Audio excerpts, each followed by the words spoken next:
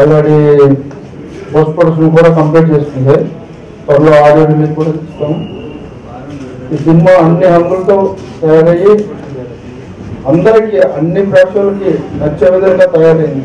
ఇది కన్ఫర్మ్గా నేను ధైర్యంగా డేర్గా నేను చెప్పగలను. కన్ఫర్మ్గా డేర్ అనే సినిమా డెఫినెట్గా అందరికీ నచ్చుతుంది. అన్ని యాక్షన్తో సహా పాటలు, మీకు మంచి కామెడీ, మంచి స్టోరీ, అన్నీ A to Z అన్నీ ఉండే సినిమా ఇది. ఇది అందరికీ నచ్చుతుందని నేను మనస్ఫూర్తిగా నమ్ముతున్నా. దీంట్లో చేసిన ఆర్టిస్టులు కానీ డైరెక్టర్ కానీ అంతా, డైరెక్టర్ గారు చాలా బాగా చేశారు. డైరెక్టర్ గారు ఆర్టిస్టులు అంతా చాలా బాగా చేశారు. ఆ విషయంలో ఏమాత్రం కూడా రాజీ పడకుండా చేసాం మేము. ఇది మొత్తం ఈ విషయం మొత్తం ఆడియో ఫంక్షన్లో దీనికి ఇంకా కొంచెం అన్ని విధాలుగా చెప్పి పూర్తిగా మేము ఆడియో ఫంక్షన్లో మొత్తం అన్ని టీజర్తో సహా రిలీజ్ చేసి, నాకు ఈ అవకాశం ఇచ్చిన డైరెక్టర్ గారికి, ప్రొడ్యూసర్ సార్కి చాలా రుణపడి ఉంటానని ఇంకా అసలు ఈ మూవీ చాలా చాలా కమర్షియల్గా తీయడం జరిగిందండి. నాకు ఫస్ట్ మూవీ కమర్షియల్గా ఇవ్వడం అదృష్టంగా భావిస్తున్నా.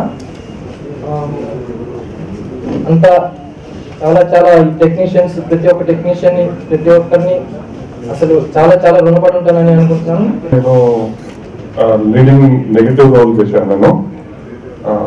ఇది చిన్న సినిమాని మాత్రమే ఈ పోస్టర్ లుక్ చూశారు కదా ఎంత హెవీ ఉందో. పెద్ద మూవీతో కాంపిటీషన్ గా రిలీజ్ చేసేటట్టుగా ఉంది. మీరు దయచేసి ఈ మూవీని మీ ప్రెస్ ద్వారా ఎంత వీలైతే అంత हेल्प చేయండి प्लीज।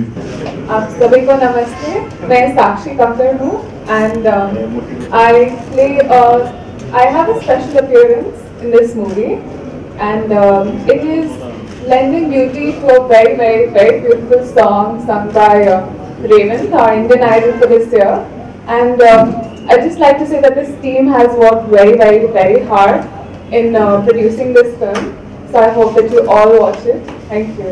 నా పేరు రాఘవ అండి. ఈ చిత్రానికి మాటలు రాశాను. ఈ చిత్రం యొక్క డైరెక్టర్ గారు ఫస్ట్ నా గురువు. నేను ఆయన దగ్గర అసిస్టెంట్ డైరెక్టర్ చేశాను. డైరెక్టర్ గారి పేరు టాటా కృష్ణప్రసాద్ గారు. ఆయన పిలిచి నాకు మాట రాసే అవకాశం ఇచ్చారు. రాఘవ, ఒక చిన్న సినిమా ఒక చిన్న బడ్జెట్లో చేస్తున్నాము, నువ్వు నాకు మాటలు రాయాలంటే వెళ్ళానండి. అక్కడికి వెళ్ళిన తర్వాత నిర్మాత గారితో పరిచయం అయింది. తోటి యాక్షన్ తోటి సెకండ్ హాఫ్ అంతా ట్విస్టులు తోటి చేసి ఒక మంచి స్క్రీన్ ప్లే చేసి మంచి డైలాగ్ చేసి ఒక మంచి స్క్రిప్ట్ వచ్చింది. స్క్రిప్ట్ వచ్చినంటే ఆయనకి నమ్మకం కలిగిందండి. ప్రొడ్యూసర్ గారికి నమ్మకం కలిగి ఈ సినిమాకి నేను ఎంతైనా ఖర్చు పెట్టడానికి రెడీగా ఉన్నాను అని చెప్పారు. ఆ తర్వాత అక్కడికి వెళ్ళిన తర్వాత ఉన్నాడు నవీన్ పరిచయం అయ్యాడు. మామూలుగా రెగ్యులర్గా అందరూ మనం ఇప్పుడు వస్తుంటారు కదా హీరోలు, ఆ టైప్ హీరోని అనుకున్నాను. కానీ అతను ఈ సినిమాకి ఎప్పుడైతే నచ్చడానికి సెలెక్ట్ చేశామో ఆ రోజు నుంచి జిమ్కి వెళ్ళి ఫైట్స్ విషయంలో కానీ, డాన్స్ విషయంలో కానీ, యాక్టింగ్ విషయంలో కానీ, ఈ రోజు నేను రాకపోతే సార్ రావు గారు మీరు రాలేదేంటండి సార్, ఈరోజు సీన్ ఇలా ప్రిపేర్ చేస్తారు, ఎలా చేద్దాం సార్ సీన్ అడిగి ప్రిపేర్ అయ్యి షూటింగ్కి ప్రిపేర్ అవ్వాలి. అతను ఒక్కడే కాదండి, కొత్తగా మేము సెలెక్ట్ చేసిన అమ్మాయిలు, కొత్త ఆర్టిస్టులు వాళ్ళు కూడా చాలా డెడికేషన్ గా యాక్ట్ చేశారు. ఎందుకంటే ప్రొడ్యూసర్ గారు సినిమాకి ఎక్కడ కాంప్రమైజ్ అవ్వకుండా అన్ని ఇచ్చేశారు చేయండి అని. ఇదంతా ఒక టీమ్ కృషి అండి. ఇది ఒక్కరిది కాదు.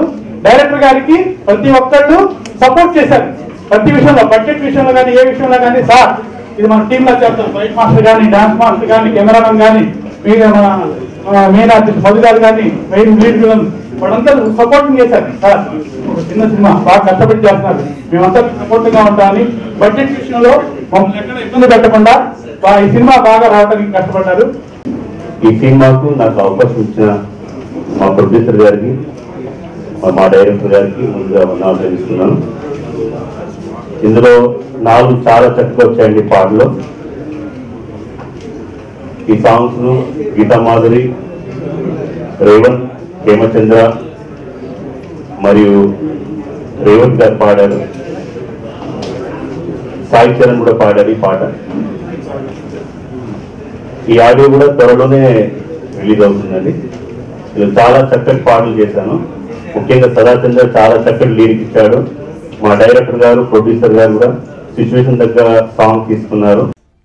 ఒక మనిషి బ్రతికే ఉండి నెల నెలా జీతం తీసుకుంటూ పని చేయడానికి నానా అవస్థలు పడుతున్న ప్రజలున్న ప్రస్తుత సొసైటీలో తాను చనిపోయిన తర్వాత కూడా దేశ సంరక్షణకై పాటుపడుతున్నాడు ఒక జవాను. చనిపోయిన తర్వాత మనిషి డ్యూటీ చేయడం ఏంటి? ఆశ్చర్యంగా ఉంది కదా. అసలు చనిపోయిన తర్వాత మనిషి డ్యూటీ చేయడం సాధ్యపడుతుందా? చనిపోయిన తర్వాత డ్యూటీ చేయడానికి అతను ఏమైనా దెయ్యమా లేక దేవుడా? ఇంతకీ అతను ఎవరు? ఎందుకు అతన్ని